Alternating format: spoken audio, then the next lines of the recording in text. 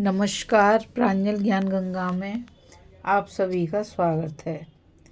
हम संक्षिप्त महाभारत का पाठ कर रहे हैं, जिसमें कि अब तक उद्योग पर्व चल रहा था और अब जो हम कथा पढ़ेंगे उसमें उद्योग पर्व समाप्त हो चुका है। और उद्योग पर्व में आपको बता दूं, कौरव और पांडव सेनाओं का युद्ध भूमि के लिए प्रस्थान की कथा तक था। अब आगे की कथा में भीष्म पर्व चलेगा, तो आज हम भीष्म पर्व पढ़ेंगे। और कथा का नाम है शिविर स्थापन तथा युद्ध के नियमों का निर्णय।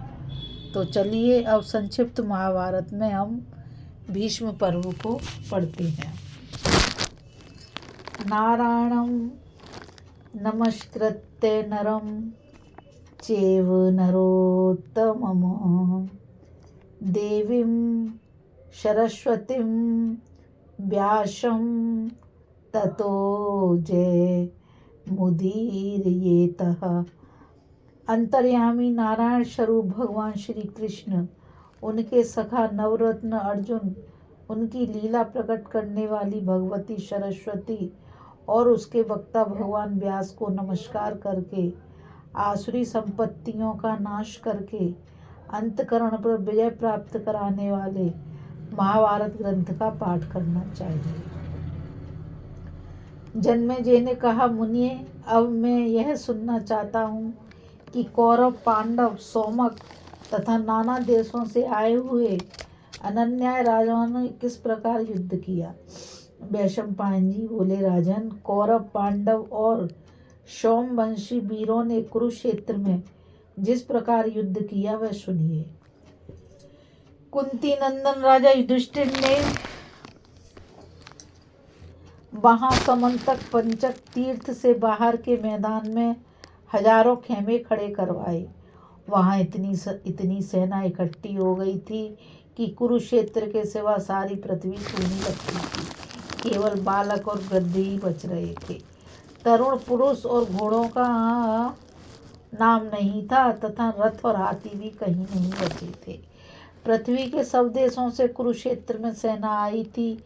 सभी वर्णों के लोग वहां एकत्रित हुए थे। सबने अनेकों योजन के मंडप में घेरा डाल रखा था। उनके घेरे में देश, नदी, पर्वत और वन भी थे। राजा युधिष्ठिर ने सबके भोजन पान का उत्तम प्रबंध किया था। जब युद्ध का समय उपस्थित हुआ तो उन्होंने इस पहचान के लिए कि वह पांडव पक्ष का योद्धा है, सबके नाम, आभूषण और संकेत निश्चित किए।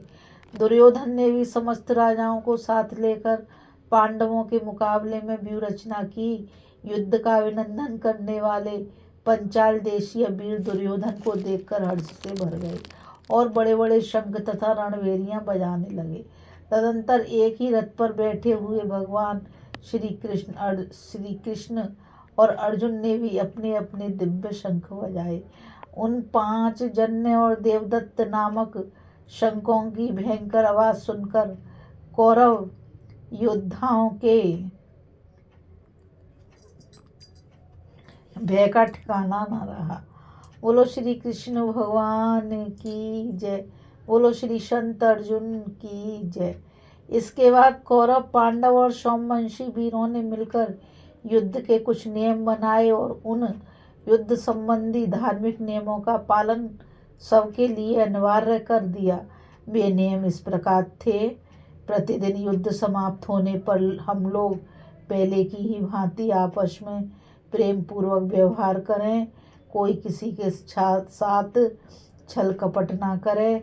जो भाग्य युद्ध कर रहे हों उनका मुकाबला भाग्य युद्ध से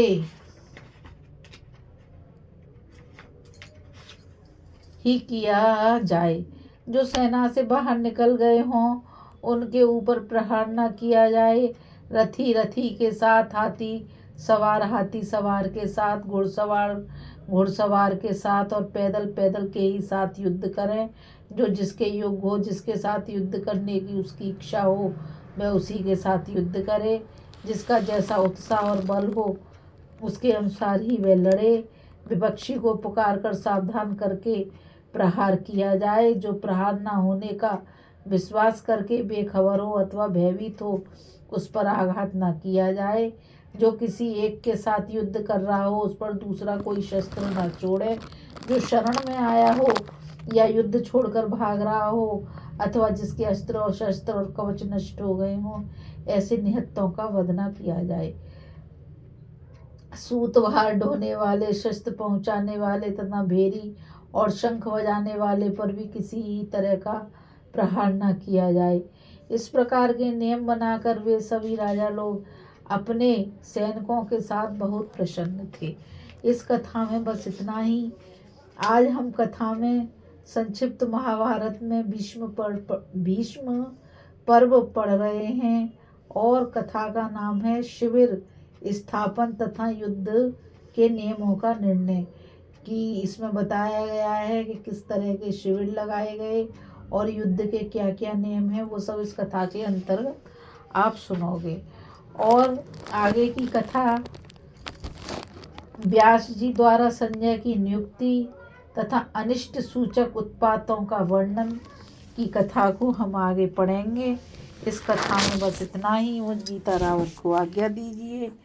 कल फिर मिलेंगे एक नई कथा के साथ। और मैं आप सभी से यही कहना चाहूँगी कि इस चैनल को आप ज़्यादा से ज़्यादा लाइक, शेयर और सब्सक्राइब कीजिए, ताकि यह अमूल्य ज्ञान अधिक से अधिक लोगों तक पहुँच सके। राधे राधे। जय श्री कृष्णा। नमस्कार।